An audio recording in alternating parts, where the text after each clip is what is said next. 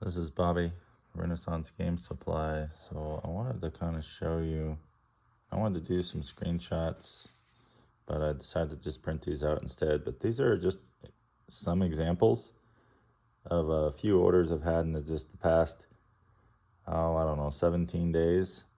And I just wanted to show you that, people do buy one card at a time sometimes. So that's a Yu-Gi-Oh! Damaged. And here's a Magic single card order. So when people are out there, they tell you, hey, nobody's buying one card for 1 penny. Yes, they are. And then you have orders like this where you kind of start stepping up. And this one here is 119 cards total, 104 copies of Amonkhet's Cradle of the Accursed. So that was $14.50 for 104 cards. And these are just bulk commons and uncommons. And then Lead the Stampede was 15 cents each. They bought 15 of those. They probably would have bought more if I'd had them. And this is why I say list every card you get, because you never know what somebody's going to buy from one day to the next. And here's another one. It's a prime example. 81 cards, 16 copies of, look at those revised lands. They're all damaged. It didn't matter. They still bought them. So all the revised lands and one, was it Tiger Eye cameo from Invasion, turned into almost a $17 order. List everything, folks. Art cards, lands, tokens, enchantments, bulk, non-bulk, list everything. And this one here is a 2-page order. I'm going to show you the first page. And look at the quantities over there on the left. And then look at your cards. And you can pause this video so you can kind of spend some time on it on your own and just kind of look through what sold. And I get orders like this all the time, on the daily. All right, we're going to flip to the next page. Oh, there you go.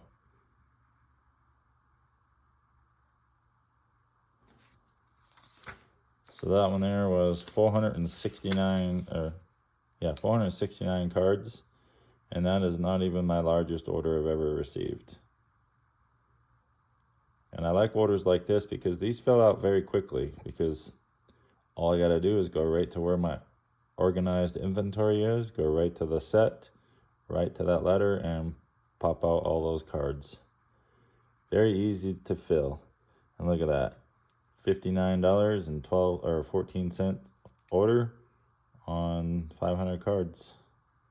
So those of you that like math and you like those 5,000 count boxes, and somebody's selling bulk commons and uncommons, let's say they sell a 5,000 count box, is really about closer to 7,000 to 7,500 cards in that box, but people are selling it at 5,000 count instead.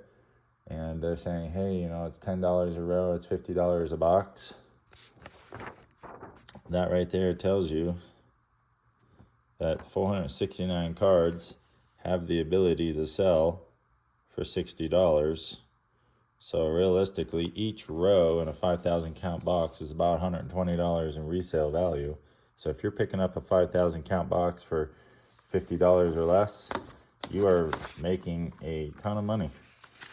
You have the potential to make $500 to $600 per 5,000 count box. So, sorry for the shitty format here.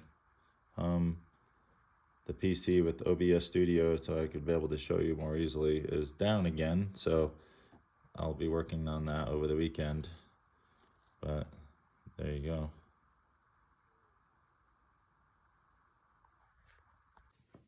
So it's about a couple minutes after 5 a.m. I've been up since, 4:15 this morning. Basically get ready for work. And I just kind of wanted to show you orders, and how much they mean, how much they don't mean, how insignificant they are, how big an order is, how little an order is. It does not matter. And what matters is you get every card listed, and start building out your collection. Start building out your organization, because orders like that are gonna come in. You never know. It could come in the middle of the night. You wake up and you could have 20 orders. Some nights you might wake up and there's none. It doesn't matter. What matters is the longevity of what you're doing, and you can absolutely make money in this.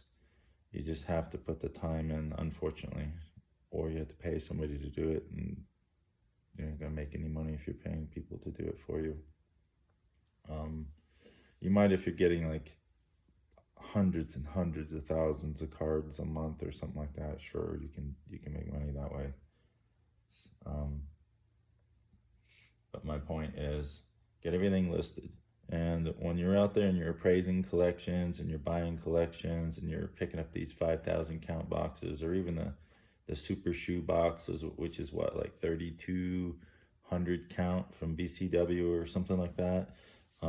There's probably closer to 4,000 cards, maybe 4,200, maybe even 4,500, because Magic cards are thinner than trading sports cards.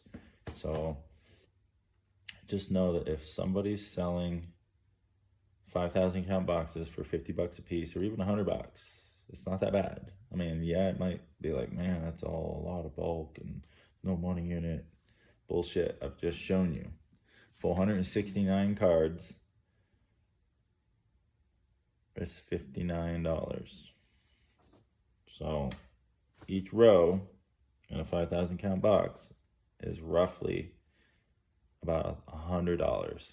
So when I'm figuring out collections, I always estimate a 5,000 count box, 7,500 cards, 10 cents a piece on average is what they'll sell for. So my offer for those boxes is going to be somewhere between $50 to $75.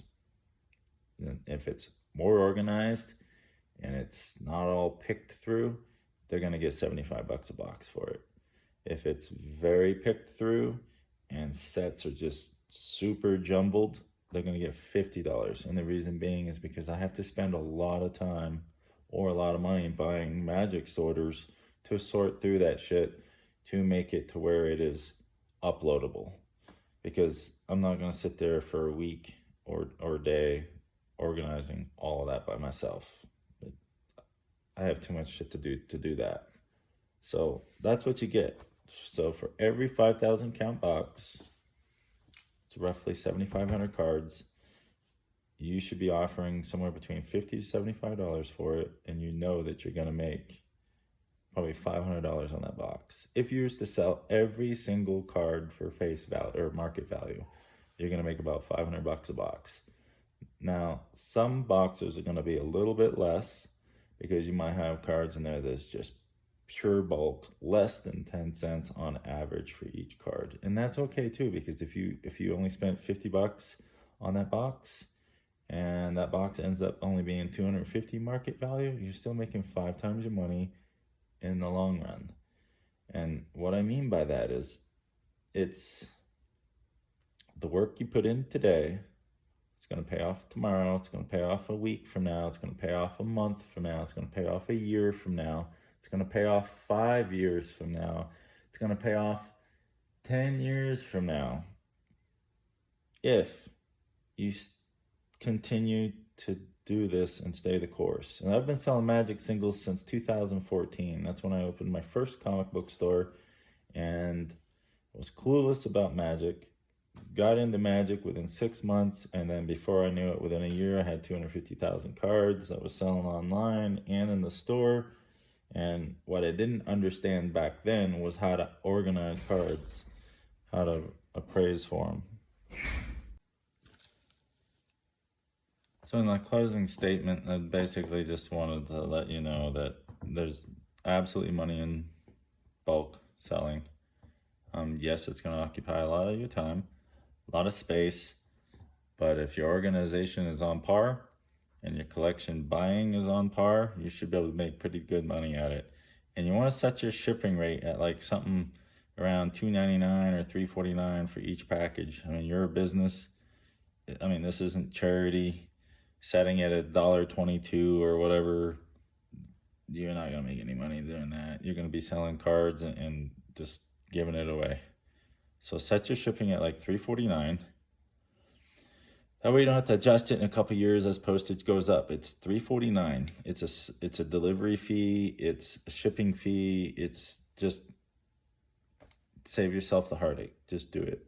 I mean, you're gonna have orders like I showed you, 469 cards, and you're gonna be on the hook for shipping for that.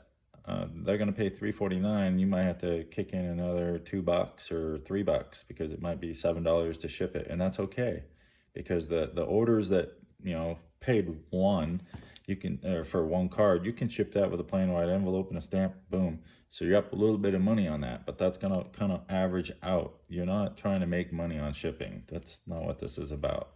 It's a service delivery fee, and you're going to save those fees to help offset the cost of the other shipments. That way you can get every card listed, and you can sell cards at a penny.